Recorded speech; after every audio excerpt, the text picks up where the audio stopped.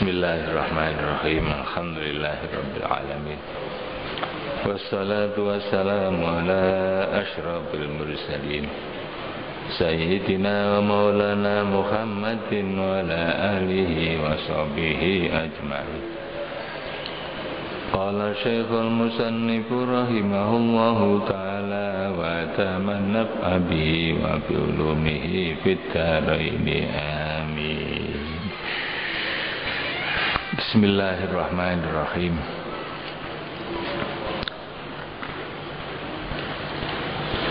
Alhamdulillah, para bapak ibu hadirin hadirat, mustami'in mustami'at rahimakumullah.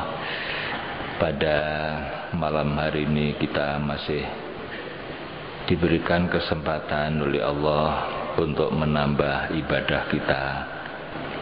Setelah salat maghrib, kita lanjutkan mengikuti pengajian melalui radam Masjid Agung Jamek ini.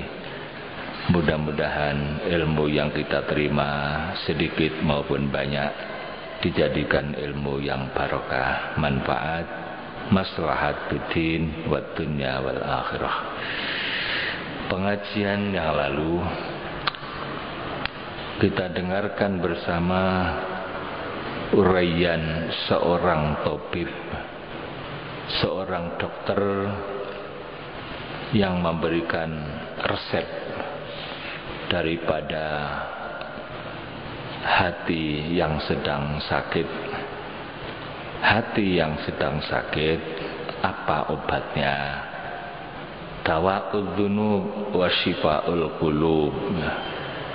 Obat daripada dosa-dosa itu apa? Dan yang bisa menyembuhkan hati itu apa? Kemudian tabib itu, di samping beliau seorang dokter, juga seorang sufi yang memahami ilmu tasawuf. Beliau mengatakan ada 10 macam resep, silakan Anda ambil dari aku. Yang pertama adalah uruqu syajaratil fakri ma'a uruqi syajaratit tawadu. Akar-akar dari pohon kefakiran bersama akar-akar pohon tawadu. Akar pohon kefakiran, fakir di sisi Allah, menganggap bahwa diri kita itu adalah lemah, sangat miskin, sangat hina di hadapan Allah yang maha kaya dan maha kuasa. Dicampur dengan akar-akar dari pohon tawadhu, rasa rendah diri di hadapan Allah, merasa rendah diri di hadapan Allah, karena yang maha kuasa, yang maha agung itu hanya Allah. Demikian juga tawadhu terhadap sesama manusia, tidak merasa lebih baik dari orang lain, merasa rendah hati, itulah tawadhu. Kedua macam ini merupakan obat daripada hati, bisa menyembuhkan dosa-dosa. Kemudian akar tadi itu supaya dicampur dengan ihlijut taubat. Ihlijut taubat itu dijadikan urus-urus. Ihlij itu urus-urus yang bisa membersihkan perut. Apa itu? Taubat. Jadi taubat itu adalah pembersih, ya. Pembersih dosa-dosa, juga merupakan obat hati. Kita diperintahkan supaya banyak taubat. Tubu ilallahi taubatan nasuha. Berapapun banyak dosa, kalau orang itu bertaubat, oleh Allah diampuni. Asal benar-benar taubat itu sesuai dengan syarat dan rukunnya. Merasa menyesal kemudian berhenti dari perbuatan dosa, bertekad tidak akan mengulangi lagi, itu adalah rukun daripada taubat. Kemudian yang ketiga, watrahu fi haunir ridha, tumbuk semuanya tadi itu dengan ridha, ditempatkan di ridha. Artinya kita diperintahkan supaya kita ini ridha terhadap takdir Allah, hukum-hukum Allah yang diturunkan kepada kita, takdir baik maupun takdir buruk. Apabila kita menerima kebaikan, kenikmatan, kita wajib bersyukur. Apabila kita ditimpa dengan musibah, kita sabar. Itulah namanya ridho. Karena hidup ini adalah ujian. Alladzi khalaqal mauta wal hayata liyabluwakum. Mati dan hidup itu adalah ciptaan Tuhan untuk menguji di antara kamu sekalian, manakah yang paling baik amalnya. Jadi hidup ini adalah ujian. Siapa yang paling baik, dia akan naik kelas, nanti di akhirat akan ditempatkan di surga. Kemudian yang keempat, wa ashaku biminjaril qanaah, supaya diperhalus dengan menggunakan alat, yaitu namanya qanaah. Qanaah itu menerima apa adanya pemberian Allah. Qanaah ini merupakan gedung yang tidak akan habis-habisnya, lebih banyak daripada kaya. Walaupun dia tidak memiliki apapun dari harta, tapi hatinya tetap merasa kaya. Itulah namanya qanaah. Nerimo ing pandum, karena rezeki itu sudah dibagi habis oleh Allah, yaitu rizqun maksum. Rezeki itu sudah habis dibagi di langit sana sesuai dengan kebijakan Tuhan. Ada yang mendapatkan banyak, ada yang mendapatkan sedikit. Itu adalah kebijakan Tuhan. Yang mendapatkan banyak harus bersyukur, yang mendapatkan sedikit harus sabar, supaya tolong menolong antara yang banyak dan sedikit tadi itu. Yang banyak dengan kekayaannya, sedangkan yang tidak punya dengan kekuatan fisiknya, tolong menolong. Orang kaya tidak bisa kaya dengan sendirinya tanpa pertolongan orang yang miskin. Maka orang kaya pun harus menolong orang yang miskin, yaitu dengan membayar zakat atau sedekah. Itulah yang dinamakan qanaah. Orang yang qanaah ini orang yang kaya hatinya, tidak pernah merasa kekurangan apapun. Kemudian yang kelima, wad'alhu fi qidrit tuqa. Semua tadi itu supaya dijadikan di sebuah tempat yang namanya kendil atau belanga. Apa belanganya itu? Adalah at-tuqa, takwa kepada Allah. Ya. Apa yang diperintahkan oleh Allah, kerjakan dengan baik. Apa yang dilarang oleh Allah, tinggalkan. Tidak usah neko-neko, Allah sudah memberikan jalan. Itulah Islam. Islam ini sudah lengkap. Islam ini sudah sempurna. Tidak perlu lagi disempurnakan oleh yang lain, karena itu dari Allah. Nabi sudah cukup. Nabi Muhammad, Nabi yang terakhir.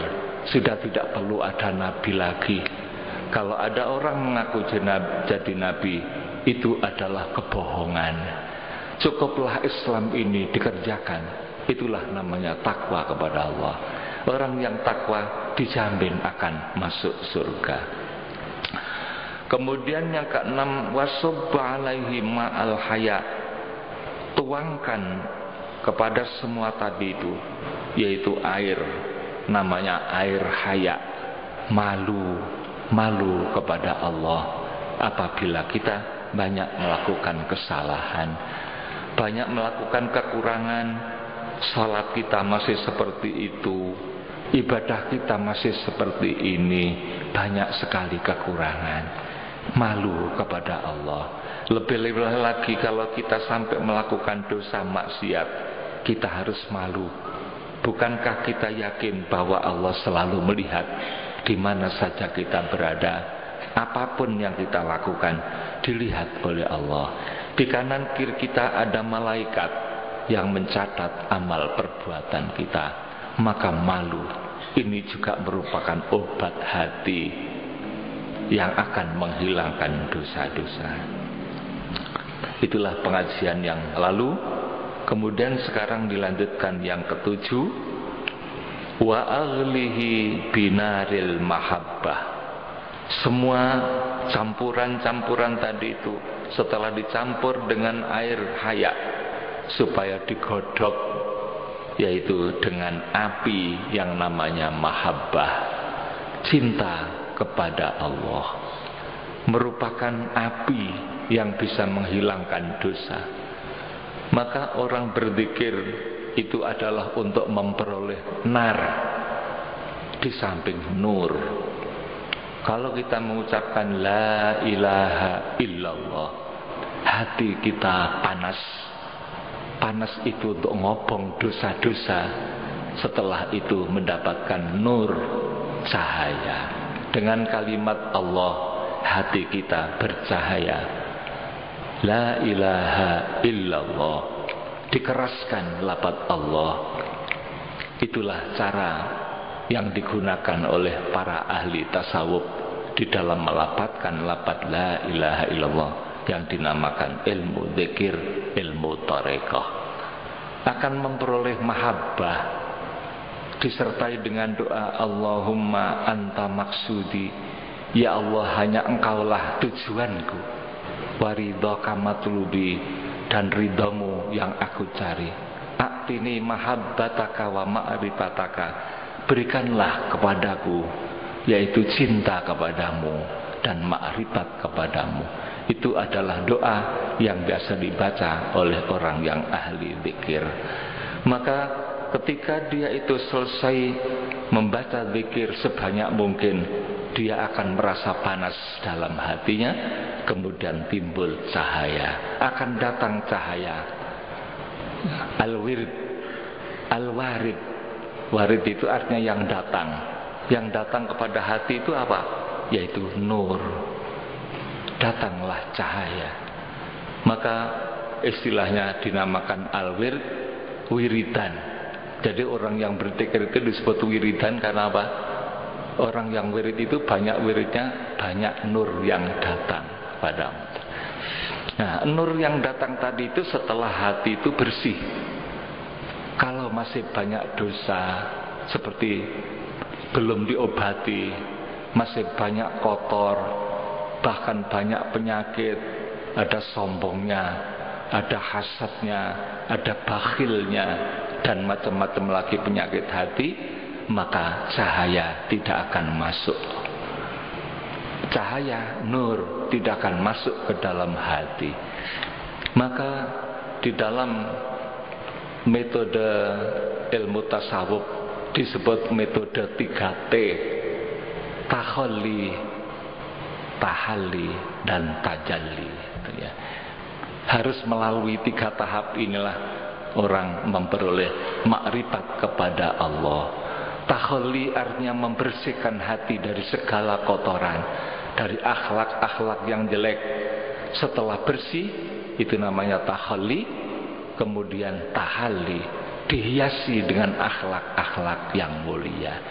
Bagaikan rumah, apabila rumah itu kotor, maka tamu tidak akan kerasan masuk ke dalam rumah itu.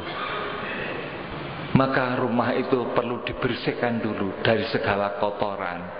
Kemudian setelah bersih, diberikan keindahan-keindahan. Rumah itu temboknya dicat, diperindah, diberikan ventilasi, kemudian diberikan lampu, cahaya. Maka rumah itu akan enak dihuni. Orang pun masuk ke dalam rumah itu akan kerasan. Jadi hati manusia itu seperti itu, harus dibersihkan dari kotoran, takhalli dari akhlak-akhlak yang jelek, semuanya harus dihilangkan, kemudian diberikan penerangan, ya, keindahan akhlak-akhlak yang indah, namanya tahalli. Kalau sudah seperti itu, barulah tajalli, terang benderang. Maka orang itu namanya orang yang makrifat, telah melihat Allah dengan hatinya. Sebagaimana kata Rasul ketika ditanya oleh malaikat Jibril, mal ihsan, ihsan itu apa? Setelah menanyakan tentang Islam, dijawab dengan rukun Islam. Menanyakan tentang iman, dijawab dengan rukun iman. Malaikat Jibril membenarkan. Tanya lagi tentang ihsan. Ihsan itu apa? Rasulullah menjawab, anta budallaha ka'annaka tara. Hendaklah Anda menyembah Allah sepertinya Anda melihat Allah. Jadi kalau orang itu sudah melihat Allah dengan mata hati, itulah yang dinamakan ihsan. Dalam bahasa tasawuf disebut ma'rifat. Orang yang sudah melihat Allah dengan mata hati akan merasakan kenikmatan yang luar biasa. Hidup di dunia ini tidak ada artinya apa-apa. Kekayaan harta berapapun banyaknya, walaupun emas satu gunung, masih kalah dengan nikmatnya melihat Allah dengan makrifat tadi itu. Itulah kata para ulama tasawuf, para sufi. Mereka salat dengan merasa nikmat sekali, walaupun hanya 2 rakaat salatnya, mereka mendapatkan kenikmatan seperti mendapatkan dunia seisinya. Rasulullah menyatakan salat sebelum subuh, salat sunat 2 rakaat saja sebelum salat subuh, itu khairun minad dunya wa ma fiha, lebih mahal, lebih bagus daripada dunia seluruh dan isinya seluruhnya. Hanya 2 rakaat saja. Nah itu terutama adalah bagi orang yang sudah menikmati salatnya tadi itu. Maka godok dengan api, itulah api mahabbah pada Allah. Kalau belum mencapai tingkatan yang tertinggi melihat Allah, maka la illam takun tarahu, apabila Anda belum bisa melihat Allah dengan mata hati Anda, ya lah, fa illam takun tarahu fa innahu yaraka. Anda harus tahu, harus sadar bahwa Allah selalu melihat Anda. Ini pun juga sudah ma'rifat namanya. Orang yang selalu merasa dilihat oleh Allah di mana saja, itu sudah ma'rifat. Nah kemudian lebih-lebih kalau sudah bisa melihat. Jadi kenapa kita ini kok belum bisa melihat Allah? Karena hati kita masih gelap, masih lemah. Itu kata para ulama sufi ya.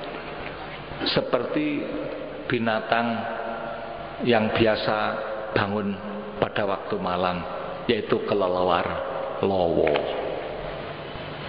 Lowo itu kalau siang hari tidur, ya, kalau malam hari keluar.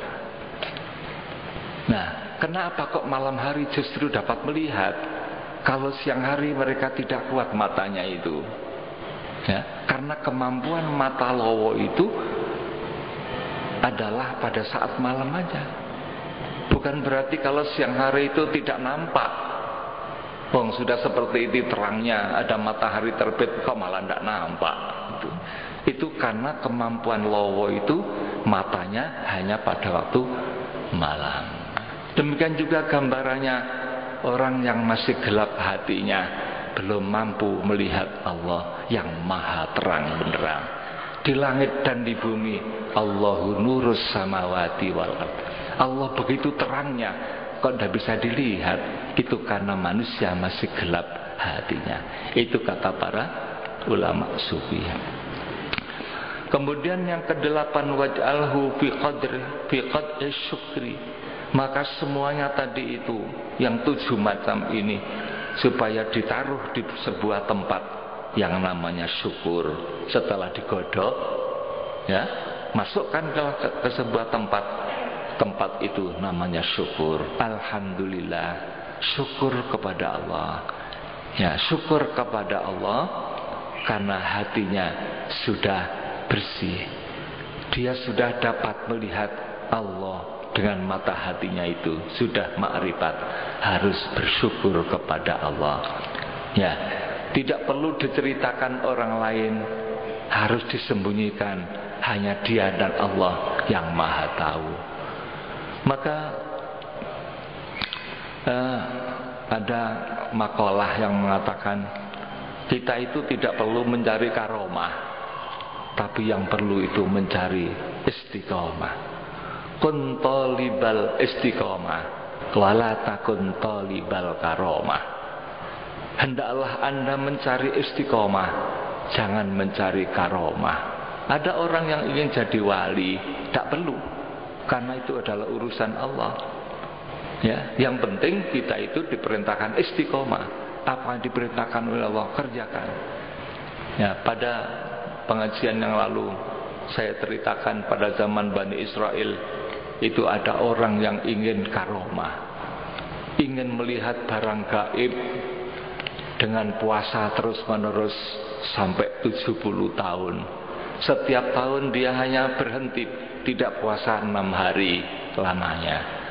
Selain itu semuanya digunakan untuk puasa demi ingin mendapatkan karomah, ingin melihat alam gaib katanya. Namun selama 70 tahun itu oleh Allah tidak dikabulkan doanya. Kemudian dia sadar, begitu lama saya mohon kepada Tuhan, tapi oleh Tuhan tidak dikabulkan. Kalau begitu saya, yang penting bukan itu tujuan saya ingin istiqomah. Apa yang diperintahkan oleh Allah kerjakan, seakan saya kerjakan. Jadi niatnya bukan mencari karomah lagi, tapi ingin istiqomah. Maka Allah memerintahkan seorang malaikat turun menyampaikan salam Tuhan, bahwa Allah senang kepada perkataan yang terakhir itu. Malaikat datang, ya fulan, bahwa Allah kirim salam kepada Anda, bahwa kata-kata Anda yang terakhir itulah yang dicintai oleh Allah. Selama 70 tahun Anda puasa tidak dikabulkan oleh Allah, tapi Anda sadar sekarang ingin istiqomah. Sekarang oleh Allah Anda dibuka, hati Anda sudah bisa melihat. Silakan lihat. Pada saat itu dia melihat dunia ini kecil, seluruhnya alam dunia ini nampak bagaikan kita menghadapi sebuah piring di hadapan kita. Semuanya nampak alam dunia ini. Kemudian dilihatnya bahwa nenek moyang setan namanya iblis itu mengirimkan tentaranya diturunkan ke dunia ini, sehingga dunia ini penuh dengan setan. Bagaikan lalat yang mengerubung makanan, setiap orang ada setannya. Bagaikan lalat yang merubung orang itu. Jadi setiap orang kita ini semuanya ada setan yang mengelilingi. Dari depan, dari belakang, dari kanan, dari kiri, sesuai dengan sumpah iblis dulu di hadapan Tuhan.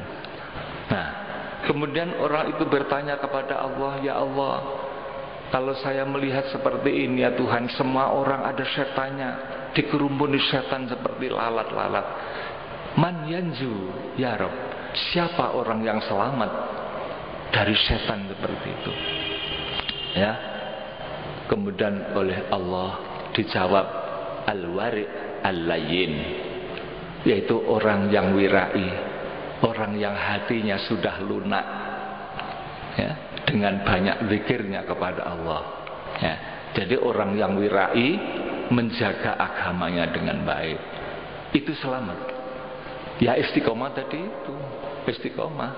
Jadi ibadahnya dikerjakan dengan baik, dengan sungguh-sungguh, tidak main-main. Dijaga dari perbuatan dosa, jangankan yang haram, yang syubhat saja tidak mau. Tak khawatir. Ya syubhat ini kan tidak jelas, tinggalkan aja, itu namanya wirai. Gitu ya. Orang yang wirai itu meninggalkan yang syubhat. Jangankan yang syubhat, yang halal aja tidak mau banyak-banyak. Sebab kalau terlalu banyak khawatir nanti ya, mengurangi yang lain itu. Maka yang mubah saja tidak banyak-banyak itu. Lebih-lebih yang syubhat dan yang haram. Itu namanya orang wirai. Betul-betul menjaga agamanya. Itulah orang yang selamat itu. Ya. Maka di dalam doa kita tadi itu setelah kita membaca Asmaul Husna, Ya Rahman, Ya Rahim, Ya Malik sampai Ya Sabur 99, kita akan memohon kepada Allah. Ya. Kemudian dilanjutkan dengan doa tahlil La ilaha illallah. Ya, di situ ada kullu yaumin huwa fi sya'an. Ya, la ilaha illallah. Tiada Tuhan yang wajib disembah selain Allah. Kullu yaumin huwa fi sya'an. Allah itu setiap saat sibuk. Di situ kata-kata kullu yaumin tiap hari. Tapi yang dimaksud setiap saat Allah tidak pernah berhenti mengurus makhluk ini. Termasuk pada saat ini oleh Allah kita dikehendaki masuk di masjid aku ini, duduk sambil mendengarkan. Ini adalah dibuat oleh Allah Subhanahu wa taala. Jadi kullu yaumin huwa fi sya'an.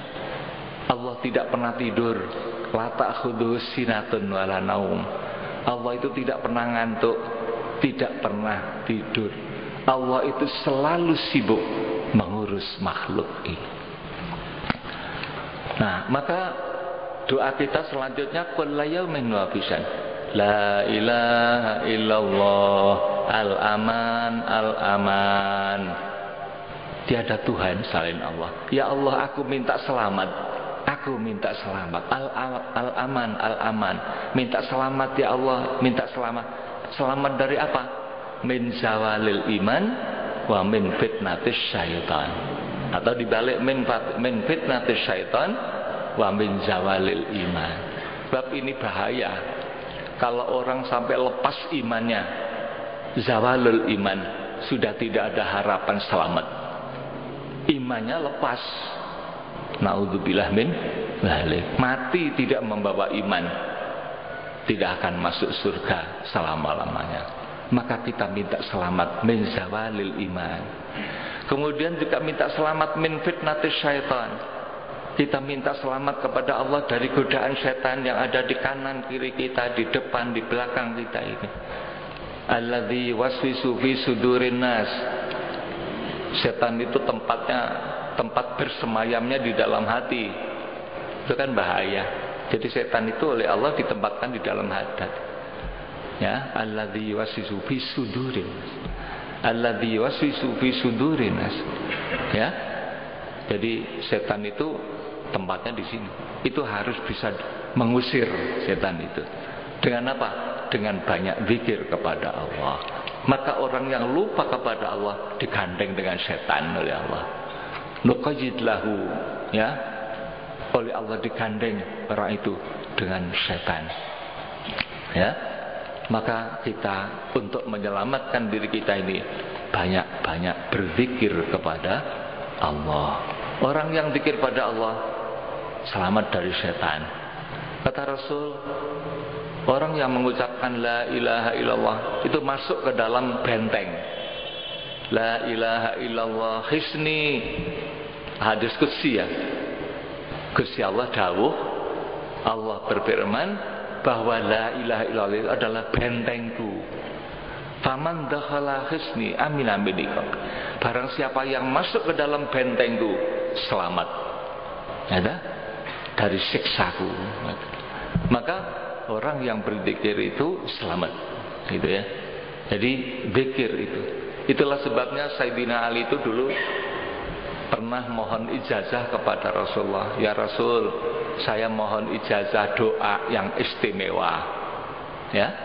Kemudian oleh Rasulullah diberikan supaya membaca la ilaha illallah. Sayyidina Ali merasa kurang puas. Ya Rasul, semua orang sudah membaca la ilaha illallah. Orang tua, orang muda, wanita, laki-laki, anak kecil pun juga sudah membaca la ilaha illallah.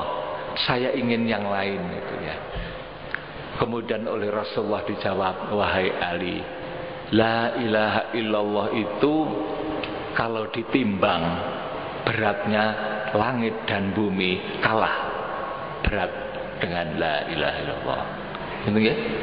Jadi la ilaha illallah itu kalau ditimbang lebih berat dari langit dan bumi seisinya. Setelah mendengarkan seperti itu, barulah Sayyidina Ali itu merasa lega, baru menerima, mau diberikan la ilaha illallah itu.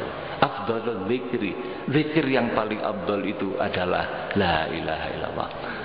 Kemudian Sayyidina Ali mohon, kalau begitu kaifa adzkuru ya Rasulullah, bagaimana cara aku berzikir? Maka oleh Rasulullah disuruh memejamkan mata. Ghammid ainaika, pejamkan matamu. Ya. Setelah Sayyidina Ali memejamkan mata, Rasulullah mengucapkan la ilaha illallah 3 kali. Ya. Kemudian oleh Sayyidina Ali ini ditirukan. Inilah namanya baiat. Jadi Sayyidina Ali dibaiat oleh Rasulullah. Ya. Inilah yang di dalam kehidupan tarekah, tasawuf itu adalah ilmu-ilmu semacam itu. Semuanya itu sumbernya dari Rasulullah. Ya, tarekah Qadiriyah itu mengamalkan la ilaha illallah. Setiap selesai sholat 165. Tapi ada gurunya, itu namanya mursyid. Mursyid itu dari gurunya sampai kepada Sayyidina Ali. Sayyidina Ali dari Rasulullah. Rasulullah dari siapa? Dari malaikat Jibril. Malaikat Jibril dari siapa? Dari Allah. Ya. Alladzina yubayyi'unaka innama yubayyi'una Allah. Orang yang baiat kepada Muhammad sama dengan baiat kepada Allah. Innalladzina yubayyi'unaka innama yubayyi'una Allah. Jadi itulah istilah baiat di dalam ilmu tasawuf. Harus ada guru. Guru itu dibutuhkan. Ya, jadi kita tidak bikin sendiri, ada gurunya tadi itu. Para hadirin sekalian yang berbahagia, maka apa yang diterangkan oleh dokter tadi itu, tabib tadi itu adalah dalam rangka pembersihan hati, menghilangkan dosa-dosa. Kalau sudah bersih dosa-dosa, ya, hatinya sudah bersih, maka cahaya akan masuk. Tahalli, tahalli, tajalli. Tahalli itu ada titiknya, kha. Itu maknanya membersihkan hati. Tahalli pakai hak, ada titik, menghiasi.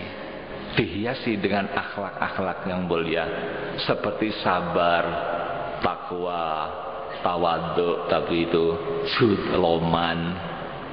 Ya, akhlak-akhlak yang mulia-mulia itu ditanamkan di dalam hati. Maka akhirnya menjadi tajalli, yaitu terang benderang.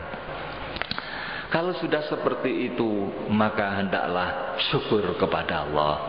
Jadikanlah semua tadi itu di suatu tempat, namanya syukur. Syukur ya kepada Allah. Syukur dengan mengucapkan alhamdulillahirabbil alamin. Ya. Ucapan syukur alhamdulillahirabbil alamin ini nilainya juga sangat mahal, lebih mahal dari dunia seisinya. Rasulullah sallallahu alaihi wasallam pernah menyatakan, apabila ada orang yang mampu membeli dunia, jadi dunia ini dibeli saking kayanya, orang lain disuruh pergi, entah pergi kemana, dunia ini dibeli seluruhnya untuk dia sendiri. Kemudian setelah dunia ini dibeli seluruhnya, kemudian dunia itu dipangku di atas pangkuannya. Setelah ditaruh di atas pangkuannya dunia itu, dia mengucapkan alhamdulillah. Maka lafaz alhamdulillah dibanding dengan dunia yang ada di pangkuannya tadi itu masih mahal alhamdulillah. Itu kata Rasulullah. Mahal alhamdulillah. Kenapa? Dunia yang begitu besar, seluruh isinya akan ditinggalkan. Sedangkan alhamdulillah sampai di surga. Itu maksudnya begitu. Maka alhamdulillah itu adalah ajaran agama. kita banyak-banyak bersyukur kepada Allah. La in syakartum la azidannakum. Kata Allah, apabila kamu bersyukur kepadaku, maka aku tambah nikmat itu. Ya. Tambahan nikmat tadi itu dia akan merasakan kenikmatan, ya, apa yang disyukuri tadi itu. Dia akan merasa nikmat sekali. Ditambah oleh Allah. Nikmat itu tambah terus apabila orang itu bersyukur. Lain dengan orang kufur. Orang kufur itu tidak ingat Allah. Seolah-olah apa yang diperolehnya itu bukan dari Allah tapi dari dirinya sendiri. Itu namanya kufur. Ala in kafartum inna adzabi lasyadid. Disiksa oleh Allah. Orang itu akan merasa kurang. Walaupun dia sudah punya dunia seluruhnya, masih kurang. Ya.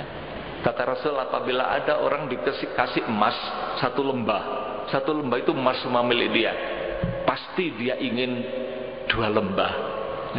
Itulah dunia itu. Jadi dia tidak akan merasa nikmat. Walaupun, coba tanyakan pada orang-orang yang sudah rumahnya magrong itu, kalau ditanya mereka menjawab biasa-biasa saja. Barangkali lebih nikmat orang yang rumahnya gedek, barangkali begitu. Ya, jadi dunia ini seperti itu, membosankan. Ya, sudah punya satu, bosan, ingin lagi yang lain.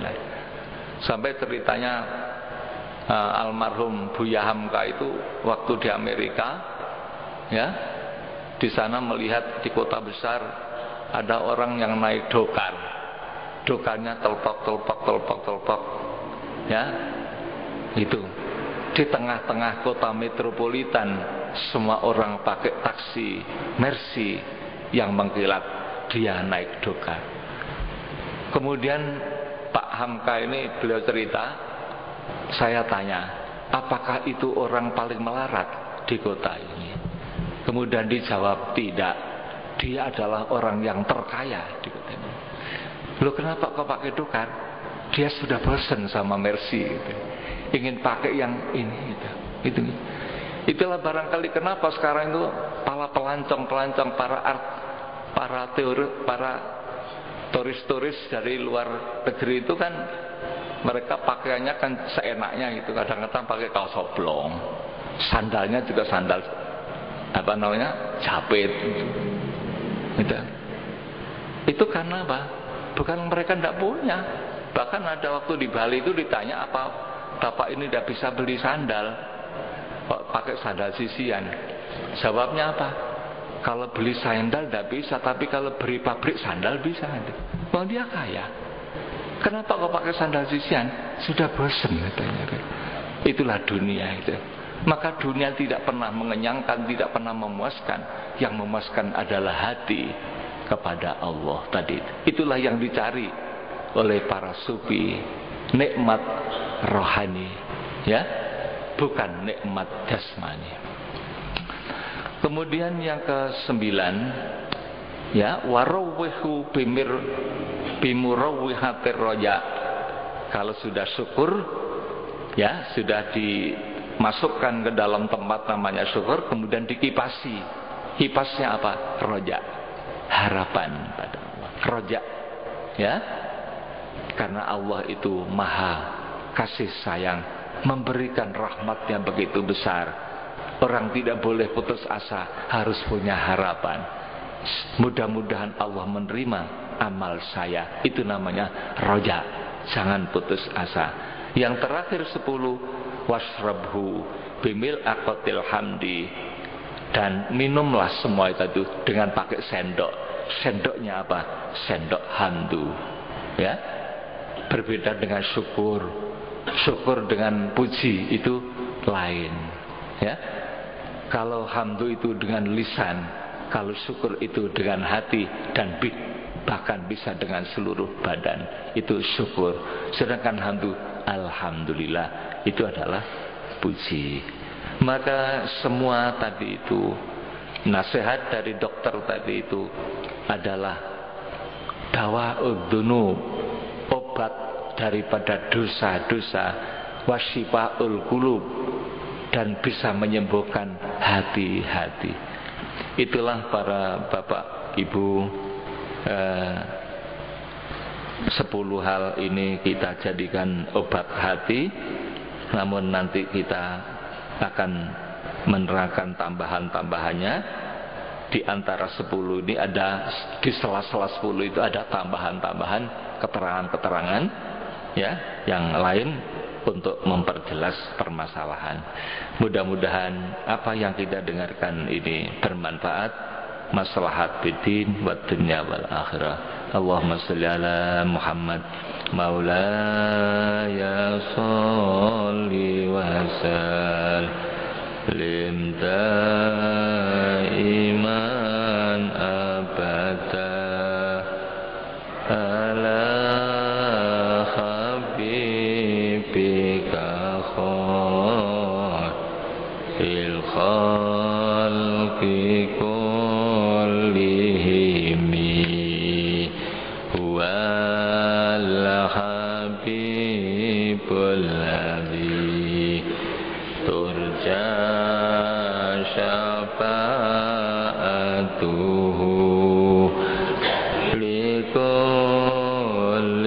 hawlim minal awali muqtahami astaghfirullah amin qaulin bila amalin laqad nasabatu bihi naslan lidhi ukumi maula ya sholli wa sallim daiman abada ala habibika khairil khalqi kullihim ya Rabbi bil Mustafa baligh maqasidana waghfir lana ma madha ya wasi'al karami. Allahumma fa'na bima 'allamtana wa 'allimna ma yanfa'una ya Allah. Allahumma zidna ilman nafi'a wa qalban munawwara wa fahman sahiha wa lisanan nasiha wa i'tiqadan yaqina. Allahumma ij'alna 'aliman bi ilmik wa sholihan bi ibadatik. Rabbana atina fid dunya hasanah wa fil akhirati hasanah wa qina adzabannar. Wa sallallahu ala sayyidina Muhammadin wa ala alihi wa sahbihi wasallam walhamdulillahi rabbil alamin. Wassalamualaikum warahmatullahi wabarakatuh.